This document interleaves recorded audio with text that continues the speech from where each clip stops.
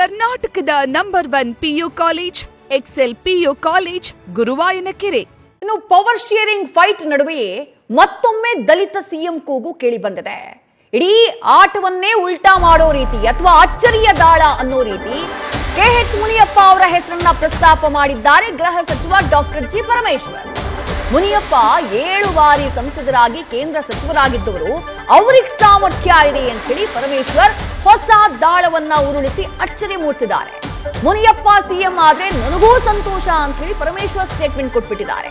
CM race ನಲ್ಲಿ ಹೊಸ ಆಟವನ್ನ ಕಟ್ಟಿದ್ರ ಹಾಗಾದ್ರೆ ಡಾಕ್ಟರ್ ಜಿ ಪರಮೇಶ್ವರ್ ಅವರ ಮಾತಿನಿಂದ ಇಂಥದ್ದೊಂದು ಪ್ರಶ್ನೆ ಉದ್ಭವ ಆಗ್ತಾ ಇದೆ.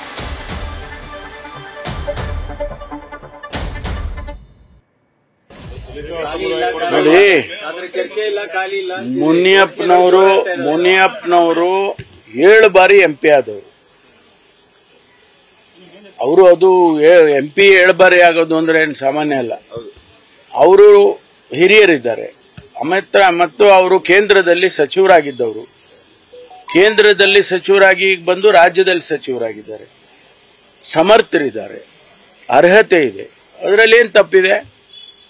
ಮುನಿಯಪ್ಪನವರು ಮುಖ್ಯಮಂತ್ರಿ ಆದ್ರೆ ನಾನು ಸಂತೋಷ ಪಡೋನೆ. ಯಾಕೆಂದ್ರೆ ನಾವೆಲ್ಲ ಒಂದು ವರ್ಗಕ್ಕೆ ಸೇರಿದ್ದೇವೆ. ಆದ್ರೆ ಆ ವರ್ಗಕ್ಕೆ ಅವಕಾಶ ಸಿಗ್ತಲ್ಲ ಅನ್ನುವಂಥದ್ದು ಸಂತೋಷ ಆಗುತ್ತೆ. ಯಾವ ವರ್ಗ ತುಳಿತಕ್ಕೆ ಒಳಗಾಗಿತ್ತು ಆ ವರ್ಗಕ್ಕೆ ಆಡಳಿತ ವರ್ಗ ಆಗುತ್ತೆ ಅದು ಅಂತಂದ್ರೆ ಸಂತೋಷ ಪಡಕ್ಕಾಗಲ್ವ ನಾವು? ಅದರಿಂದ ಮುನಿಯಪ್ಪನವರು ಸಮರ್ಥರಿದ್ದಾರೆ. ನಾನು ಕೂಡ ಅವ್ರು ಆಗೋದಾದ್ರೆ. ಡಾಕ್ಟರ್ ಜಿ ಪರಮೇಶ್ವರ್ ಅವರ ಮಾತು ಹೊಸ ಕುತೂಹಲಕ್ಕೆ ಕಾರಣ ಆಗ್ಬಿಡ್ತು. ಆಟ ನಡೀತಾ ಇರೋದೇ ಬೇರೆ ರೀತಿಯಾಗಿತ್ತು. ಆ ಆಟದಲ್ಲಿ ಹೊಸ ದಾಳವನ್ನ ಉರುಳಿಸಿಬಿಟ್ರು ಪರಮೇಶ್ವರ್. ಯಾವ ಕಾರಣಕ್ಕಿಂತದ್ದೊಂದು ಸ್ಟೇಟ್ಮೆಂಟ್ ಅನ್ನ ಕೊಟ್ರು? ಮುನಿಯಪ್ಪ ಅವರ ಹೆಸರು ಯಾವಾಗ ಚರ್ಚೆಗೆ ಬರ್ತಾ ಇದೆ ಹೇಳಿ? ಸಚಿವ ಸ್ಥಾನವನ್ನ ತ್ಯಾಗ ಮಾಡುವಂತವರ ಲಿಸ್ಟ್ ನಲ್ಲಿ ಮುನಿಯಪ್ಪ ಅವರ ಹೆಸರು ಚರ್ಚೆಯಾಗ್ತಾ ಇದೆ. ಖುದ್ದು ಅವರೇ ಈ ಬಗ್ಗೆ ಈ ಹಿಂದೆಯೂ ಕೂಡ ಮಾತನಾಡಿದ್ದಾರೆ. ಇಂಥ ಟೈಮಲ್ಲಿ ಮುನಿಯಪ್ಪ ಅವರನ್ನ ಮುಖ್ಯಮಂತ್ರಿ ಸ್ಥಾನಕ್ಕೆ ಸೂಕ್ತ ಅನ್ನುವಂಥ ದಾಳವನ್ನ ಡಾಕ್ಟರ್ ಜಿ ಪರಮೇಶ್ವರ್ ಉರುಳಿಸಿದ್ ಯಾಕೆ? ಪ್ರಶ್ನೆಗಳು ಮೂಡ್ತವೆ. ಒಂದೊಂದೇ ಪ್ರಶ್ನೆಗಳನ್ನ ನೋಡ್ತಾ ಹೋಗೋಣ. ದಲಿತ ಸಿಎಂ ಚರ್ಚೆ ಮುನ್ನೆಲೆಗೆ ಮುನಿಯಪ್ಪ ಹೆಸರನ್ನ ಪ್ರಸ್ತಾಪ ಮಾಡಿಬಿಟ್ರ ಪರಮೇಶ್ವರ್. ದಲಿತ ಸಿಎಂ ಚರ್ಚೆ ಇದು ಹೊಸದೇನಲ್ಲ. ಆಗಾಗ್ಗೆ ಈ ವಿಚಾರ ಪ್ರಸ್ತಾಪ ಆಗ್ತಾನೆ ಇರುತ್ತೆ ಕಾಂಗ್ರೆಸ್ ಸರ್ಕಾರ ಅಧಿಕಾರಕ್ಕೆ ಬಂದಂತ ಟೈಮ್ನಲ್ಲಿ. ಈಗ ದಲಿತ ಸಿಎಂ ಚರ್ಚೆಯನ್ನ ಮುನ್ನೆಲೆಗೆ ತರಬೇಕು ಅನ್ನುವಂಥ ಕಾರಣಕ್ಕಾಗಿ ಮುನಿಯಪ್ಪ ಅವರ ಹೆಸರನ್ನ ಪ್ರಸ್ತಾಪ ಮಾಡಿದ್ರ ಪರಮೇಶ್ವರ್. ಇನ್ನೊಂದು ಪ್ರಶ್ನೆ ಏನು? ಹಲವು ಹೆಸರನ್ನ ಮುನ್ನೆಲೆಗೆ ತಂದು DKಶಿಗೆ ತಳಮಳ ಸೃಷ್ಟಿ ಮಾಡುವಂತಹ ಪ್ಲಾನ್ ಇದು. Mind game. ರಾಜಕಾರಣ ಅಂದ್ರೇನೆ ಮೈಂಡ್ ಗೇಮ್. ಡೈಲ್ಯೂಟ್ ಮಾಡೋದು, ಎದುರಾಳಿಯನ್ನ ವೀಕ್ ಮಾಡೋದು, ದುರ್ಬಲ ಮಾಡೋದು. ಆ ತಂತ್ರಗಾರಿಕೆಯನ್ನ ಸಿದ್ದು ಪಾಳಿಯದ್ದು. ಹಲವರ ಹೆಸರು, ಸತೀಶ್ ಜಾರಕಿಹೊಳಿ ಅವರ ಹೆಸರು ಬಂತು, MB ಪಾಟೀಲ್ ಅವರ ಹೆಸರು ಬಂತು, ಪರಮೇಶ್ವರ್ ಅವರ ಹೆಸರು ಬಂತು, ಈಗ ಮುನಿಯಪ್ಪ ಅವರ ಹೆಸರು. ಒಂದೊಂದೇ ಹೆಸರನ್ನ ಮುನ್ನೆಲೆಗೆ ತಗೊಂಡು ಬಂದು DKಶಿಗೆ ತಳಮಳ ಸೃಷ್ಟಿ ಮಾಡುವಂತಹ ಪ್ಲಾನ್ ಇದು. ಅಂಥದ್ದೊಂದು ಪ್ರಶ್ನೆ ಮೂಡುತ್ತೆ ಪರಮೇಶ್ವರ್ ಅವರ ಮಾತುಗಳನ್ನ ಕೇಳಿಸ್ಕೊಂಡ್ಮೇಲೆ. ಮತ್ತೊಂದು ಪ್ರಶ್ನೆ ಏನು?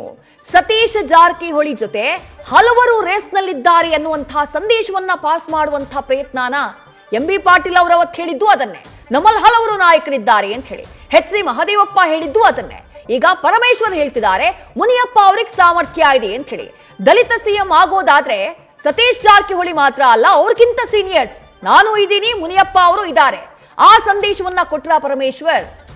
ಮತ್ತು ಒಂದು ಪ್ರಶ್ನೆ ಇದೆ. ದಲಿತ ದಾಳವನ್ನ ಉರುಳಿಸಿ ಪುನರ್ರಚನೆಯ ವೇಳೆ ಹೆಚ್ಚಿನ ಸ್ಥಾನಕ್ಕೆ ಪ್ಲಾನ್ ಇದು. ಸಂಪುಟ ಪುನರ್ರಚನೆ ಆಗುವುದು ಬಹುತೇಕ ಫಿಕ್ಸ್. ಹಲವು ಬಾರಿ ಸಿಎಂ ಸಿದ್ದರಾಮಯ್ಯ ಅವರೇ ಅದನ್ನ ಉಲ್ಲೇಖ ಮಾಡಿದ್ದಾರೆ. ಆದ್ರೆ ಸಂಪುಟ ಪುನರ್ರಚನೆ ಆಗುವಂತಹ ಸಂದರ್ಭದಲ್ಲಿ ದಲಿತ ಸಚಿವರ ಪಟ್ಟಿಯನ್ನ ಹೆಚ್ಚು ಮಾಡ್ಕೊಳ್ಳೋದಕ್ಕೆ ಇಂಥದ್ದೊಂದು ತಂತ್ರಗಾರಿಕೆಯ ಬಳಕೆಯಾಗ್ತಾ ಇದೆಯಾ? ಇನ್ನೂ ಒಂದು ಪ್ರಶ್ನೆ ಇದೆ. ಸಿದ್ದರಾಮಯ್ಯ ಆಪ್ತರಿಂದಲೇ ಈ ನಾಯಕತ್ವದ ಮಾತುಗಳು ಬರ್ತಾ ಇವೆ. ಒಬ್ಬರಾದ ಮೇಲೊಬ್ರು ಸ್ಟೇಟ್ಮೆಂಟ್ ಅನ್ನ ಕೊಡ್ತಿದ್ದಾರೆ. MB ಪಾಟೀಲ್ ಹೇಳಿದ್ರು, ಸತೀಶ್ ಜಾರಕಿಹೊಳಿ ಹೇಳಿದ್ರು, HC ಮಹದೇವಪ್ಪ ಹೇಳಿದ್ರು, ಈಗ ಡಾಕ್ಟರ್ ಜಿ ಪರಮೇಶ್ವರ್ ಹೇಳ್ತಿದ್ದಾರೆ. ಎಲ್ಲರೂ ಸಿದ್ದರಾಮಯ್ಯ ಆಪ್ತ ಬಣದಲ್ಲಿ ಗುರುತಿಸಿಕೊಂಡಿರುವವರು. ಮುನಿಯಪ್ಪ ಅವರ ಹೆಸರನ್ನ ಎಳೆದು ತಂದಿದ್ ಯಾಕೆ? ಹೊಸದಾಗಿ ಈ ಚರ್ಚೆಯಲ್ಲಿ ಬೇರೊಂದು ದಿಕ್ಕಿನತ್ತ ಇದನ್ನ ಟರ್ನ್ ಮಾಡ್ತಾ ಇರೋದು ಯಾಕೆ? ಈ ಮಾತುಗಳ ಹಿಂದೆ ಹಾಗಾದ್ರೆ ಯಾರಿದ್ದಾರೆ? ಇದು ಸಹಜವಾಗಿ ಕುತೂಹಲಕ್ಕೆ ಕಾರಣ ಆಗ್ತಾ ಇದೆ. ನ್ಯೂಸ್ ಫಸ್ಟ್ ನಿರ್ಭೀತಿಯಿಂದ ನಿಮ್ಮ ಪರವಾಗಿ.